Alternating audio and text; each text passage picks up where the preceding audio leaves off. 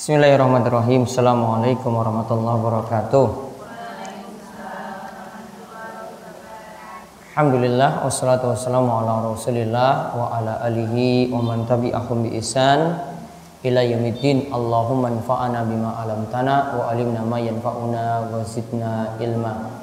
Baik ibu-ibu sekalian, di kesempatan malam hari ini kita kembali dimudahkan untuk menuntut ilmu, dan yang kita kaji malam hari ini melanjutkan tafsir juz amma surat Al-Infitar.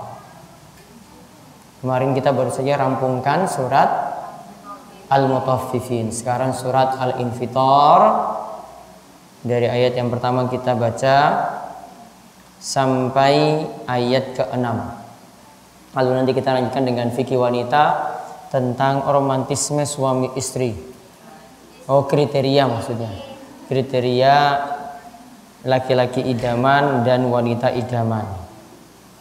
Baik, kita baca saking ta'awudz surat Al-Infitar ayat 1 sampai ke 6. Saya tuntun, nanti diikuti.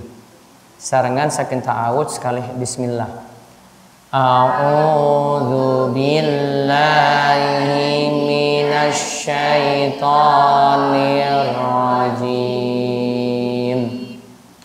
Bismillahirrahmanirrahim. Stop. Idzas samaa'u fatarat. Idzas samaa'u fatarat. Idzas samaa'u fatarat.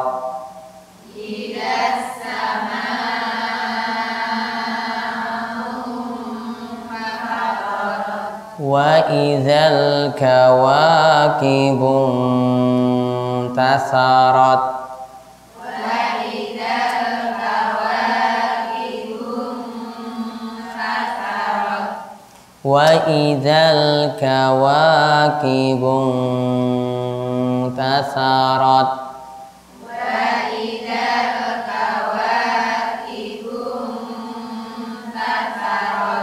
Wa idzal biharu fujirat. Wa idzal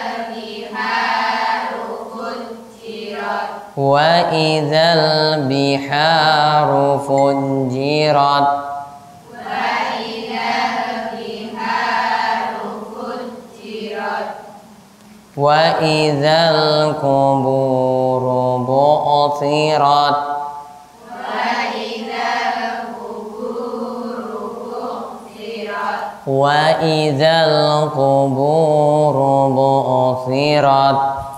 Wa idzal quburu bu'thirat. Alimat nafsum ma qaddamat wa akharat. Alimat nafsum ma qaddamat wa akharat. Alimat nafsum ma qaddamat wa akharat.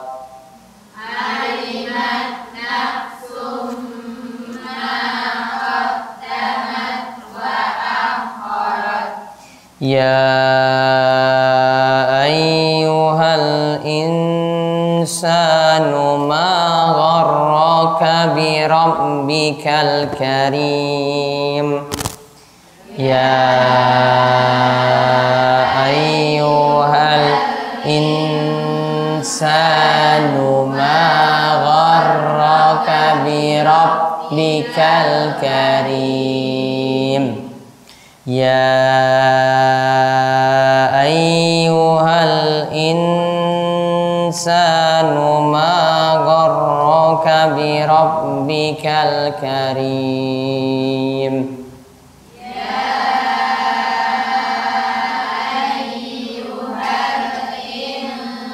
Insanu ma gharraka bi rabbikal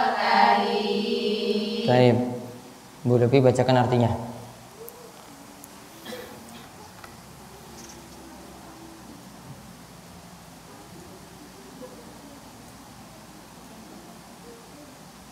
Aku berlindung kepada Allah dari godaan setan yang terkutuk. Dengan nama Allah yang Maha Pengasih, Maha Penyayang.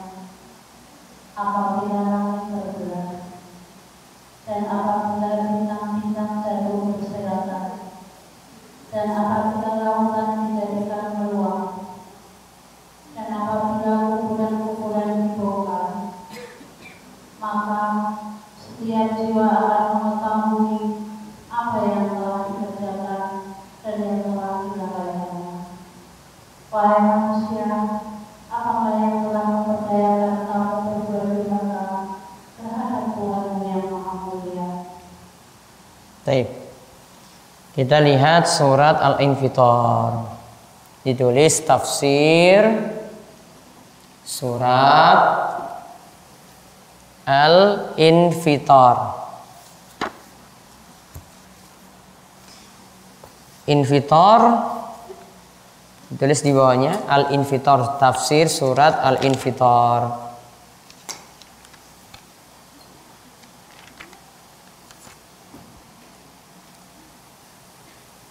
Al-Infitar artinya terbelah.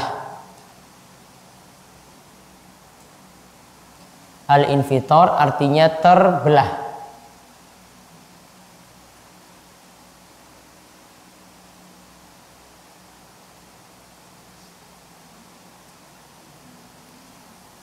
Saya ceritakan dulu, ibu-ibu perlu pahami surat rata-rata juz 30 ini kan ayatnya pendek-pendek. Namun kandungannya yang luar biasa, yaitu juz 30 ini banyak membicarakan tentang masalah hari kiamat. Ya, tentang masalah hari kiamat.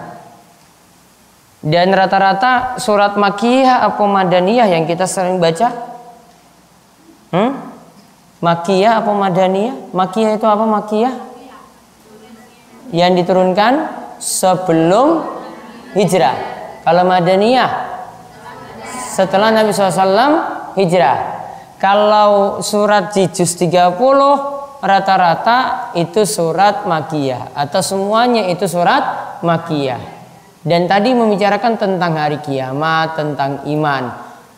Dan Makkiyah itu kan tentu lebih dulu daripada Madaniyah. Maka iman kita bina dulu, iman itu diajarkan dulu, akidah ditanamkan dulu, baru nanti suruh beramal. Jadi akidahnya dibenarkan dulu. Akidah itu ibaratnya seperti kita punya pondasi. Ini bangunan ini ada pondasinya, tiangnya belum, pondasinya dikuatkan dulu. Kalau pondasi nggak dikuatkan, jadi hancur lebur bangunan itu. Kalau tidak ada pondasi, mau didirikan tiang hancur, karena belum pas. Iman itu belum bisa menerima amalan kalau imannya tidak ditempa, tidak dibina terlebih dahulu. Maka Al-Quran itu dimulai dengan surat-surat Makkiyah seperti juz 30 di sini. Nah, sekarang kita lihat tadi infitor itu artinya terbelah. Allah katakan niat ini diawali dulu dengan kejadian-kejadian pada hari kiamat. Sini ada 4 peristiwa pada hari kiamat. Kita tulis tafsir surat Al-Infitar tadi ya. Faedah ayat 1 sampai 4. Ayat 1 sampai 4.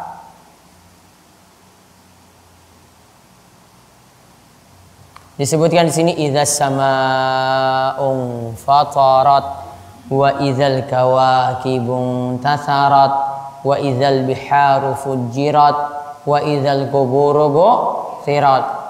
Saya ceritakan dulu, apabila langit infatarat, terbelah. Wa idzal kawakibun tatharat, dan bintang-bintang yang di langit tuh kelihatan bintang-bintang ya. Bintang-bintang itu jatuh. Kita akan lihat seperti lampu kita ini di atas. Ibaratnya seperti itu bintang ya. Itu jatuh. Berjatuhan, berjatuhan, berjatuhan. Wa idzal biharu fujirat, dan jika laut, di situ diterjemahkan apa? Meluap. Namun bukan yang dimaksudkan seperti itu. Gambarannya ini kan laut ini kalau kita lihat terpisah-pisah nggih. Terpisah-pisah. Di selatan ada laut, di utara juga di Laut Jawa itu ada laut. Itu jadi satu. Lautnya itu jadi satu. Kalau jadi satu berarti bagaimana? Pulau-pulau yang ada tenggelam kan? Berarti laut tadi itu meluap, nutupi pulau-pulau yang ada tadi. Jadi satu. Jadi laut utara di Laut Jawa sana ketemu dengan di selatan ini laut apa? Pantai selatan itu samudra apa? Pasifik apa Hindia? Pasifik di Papua sana itu Hindia.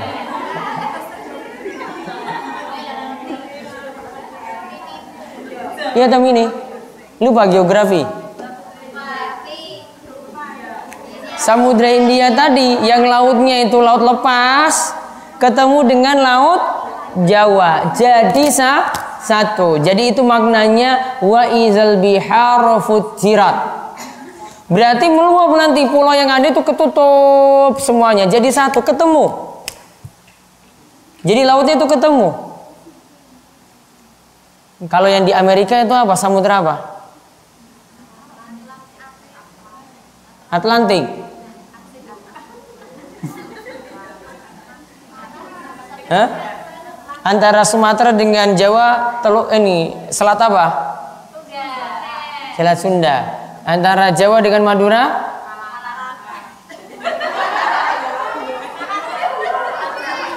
Ya Selat Madura toh. Itu nanti ketemu. Jadi selat-selat tadi itu kan selat Sumatera tadi ya, Selat Sunda nggih, ketemu dengan Selat Madura tadi. Itu yang dimaksudkan fujirat. Ibaratnya seperti itu. Paham nggih? Jadi pulau-pulau akhirnya ketutup. Lautnya itu meluap. Jadi yang laut sana itu nanti akhirnya ada di laut sebelah utara. Jadi gabung. Gambarannya seperti yang dimaksudkan fujirat. Itu lebih daripada tsunami. Kalau tsunami cuma 7 meter, 10 meter cuma kena bagian pinggiran saja. Namun ini lebih lagi nutup semuanya. Jadi satu. Kemudian wa idzal quburu bu'sirat, apabila kubur itu dibongkar. Artinya yang isi-isi yang ada di dalamnya itu dikeluarkan semuanya. Ya, yang orang-orang yang ada dalamnya itu yang mati-mati sudah meninggal dunia di dalamnya itu dikeluarkan semuanya. Namun ingat, yang ketemu dengan kejadian ini siapa? Orang-orang soleh apa orang-orang jelek? Yang ketemu dengan kejadian ini orang-orang jelek ya. Syirarul khalqi indallah, makhluk yang paling jelek di sisi Allah Subhanahu wa taala. Kalau orang solehnya bagaimana? Yang masih punya iman bagaimana? Mati dihembus dengan angin. Angin itu nanti datang, angin yang lembut itu datang bertiup. Orang yang masih punya iman walaupun sebesar zarrah saja, kecil saja imannya, mati. Nggak ada yang selamat ketika itu mati, dimatikan. Dimatikannya ini kebaikan untuk mereka, karena yang nanti tersisa cuma syirarul khalqi, makhluk yang paling jelek. Jadi jangan mau lihat ini tadi, langit terbelah, terus bintang jatuh, lautan tadi meluap jadi satu. Utara ketemu selatan. Kemudian kubur-kubur itu dibongkar. Artinya mayit-mayit yang sudah ada dalam kubur itu semuanya dikeluarkan untuk dibangkitkan. Nah sekarang catat tafsir tadi faedah ayat 1 sampai 4. ada 4 kejadian besar.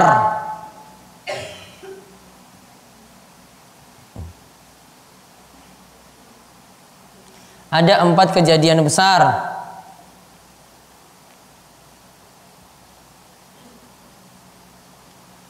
yang terjadi pada kiamat besar. Karena ini kiamat besar ya. Kemarin yang kita bahas malam Kamis itu apa? Tanda-tanda kiamat kecil yang sudah muncul atau yang akan muncul. Itu baru kiamat kecil. Tanda-tanda kiamat kecil. Kalau ini sudah besar, yaitu pertama, langit terbelah. Yang pertama, langit terbelah.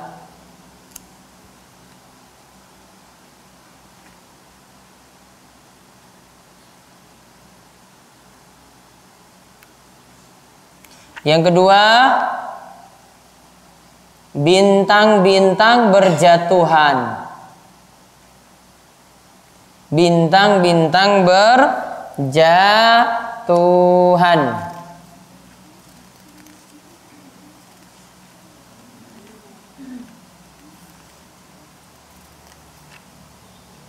Yang ketiga, laut bercampur menjadi satu. Laut bercampur menjadi satu.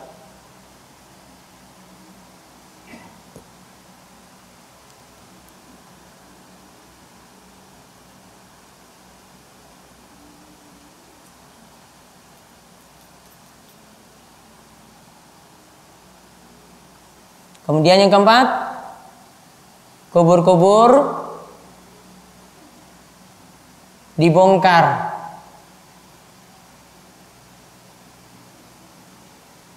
Karena mayit-mayit akan dikeluarkan. Karena mayit-mayit itu akan dikeluarkan.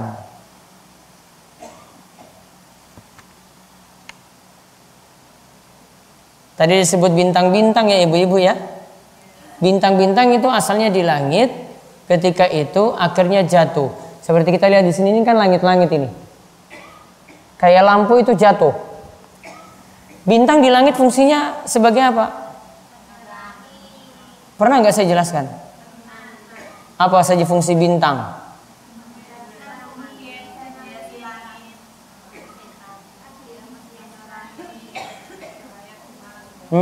Apa dalilnya? Bintang itu menghiasi langit. Menghiasi langit jadi penunjuk jalan.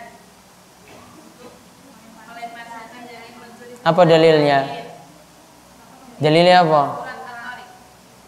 Surat At-Tariq, yaitu di surat At-Tariq. Dalilnya yang 3 fungsi bintang tadi. 2 dalil itu di surat Al-Mulk. Walaqad zayyana as-samaa'a ad-dunya bimasabiha wa ja'alnaha rujuman lisyayatin. Wa atadna lahum adzabas sa'ir. Walaqad zayyana as-samaa'a ad-dunya, dan kami telah menghiasi langit-langit dunia bimasabih, dengan lampu-lampu, yaitu dengan bintang-bintang. Berarti catat di bawahnya lagi faedah yang ke-2. Fungsi bintang.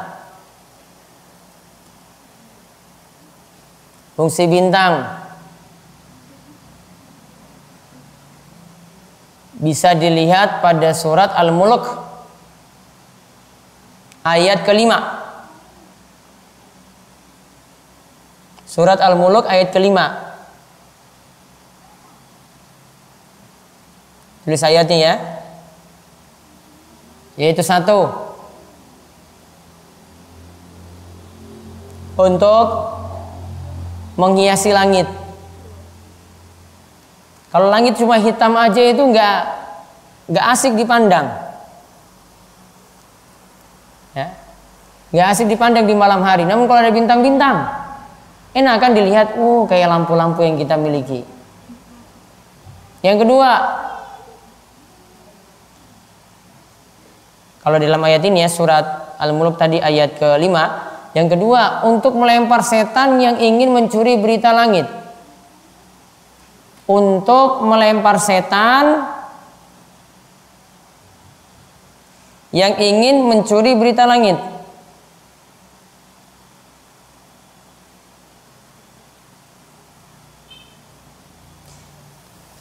Pernah saya bahas ketika bahas kitab Tauhid dulu sekali. Kitab Tauhid pernah ya? Nah, itu dijelaskan setan itu kalau ingin mencuri berita di langit, mereka itu naik satu dan yang lainnya. Ini yang pertama. Numpuk lagi yang kedua. Numpuk lagi yang ketiga. Numpuk lagi yang keempat. Terus sampai ke langit. Nah, ketika mau mencuri berita dari langit, tadi rujuma lisyayatin. Datanglah itu tadi dilempar. Bintang-bintang itu nanti melempar setan-setan yang ingin mencuri berita langit. Maka kadang kita melihat di malam hari itu seperti meteor yang jatuh.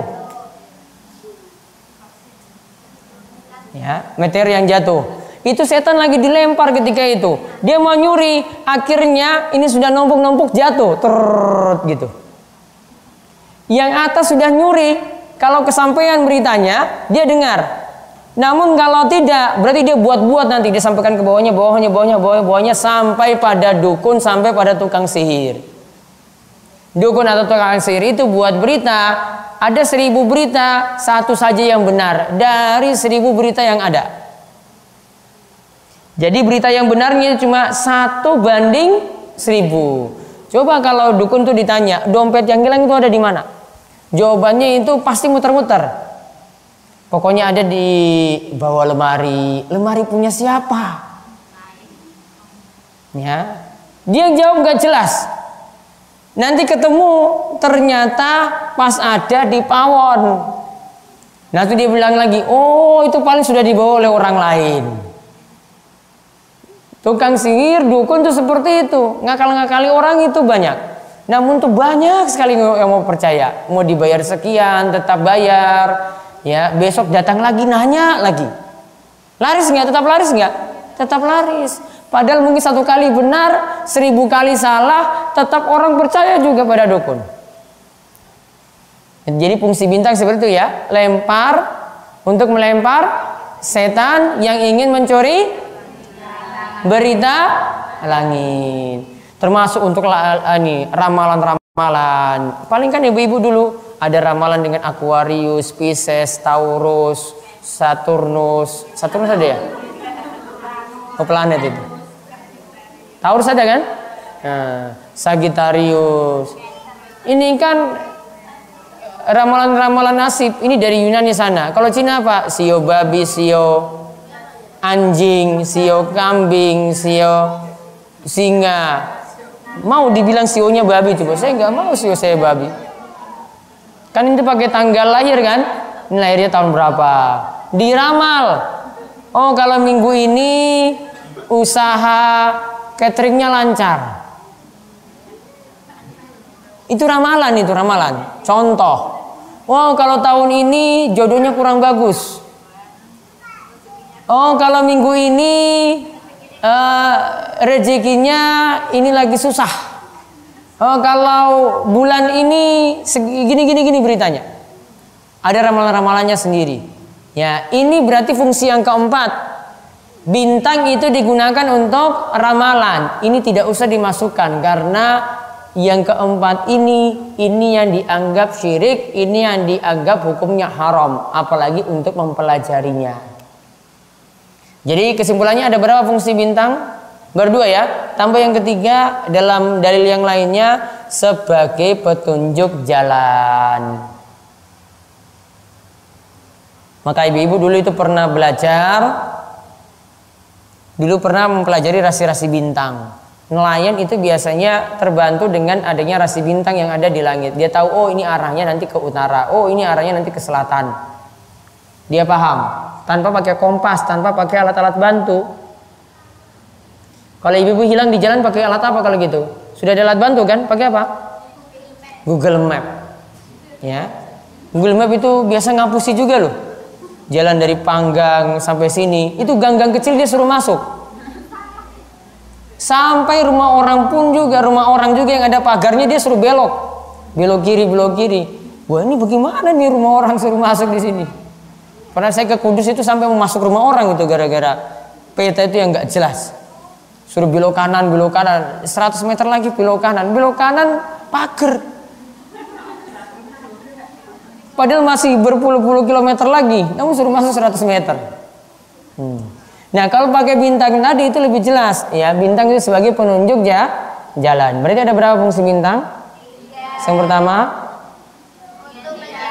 menghiasi langit. Yang kedua, melempar setan yang ingin mencuri berita langit. Yang ketiga, sebagai petunjuk jalan. Adapun tadi tentang tanda kejadian-kejadian besar pada hari kiamat, tanda dan itu hari kiamat besar.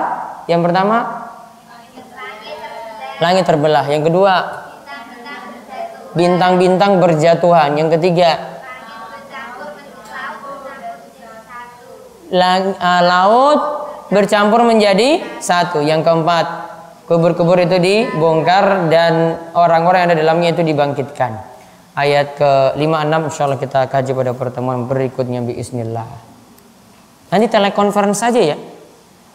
Saya di sana, saya telepon aja ya, kalian di sini. Kalian datang ke masjid, nanti saya telepon, jadi dengarnya dari telepon aja. Iya. Video call aja, video call. Streaming. Live Facebook.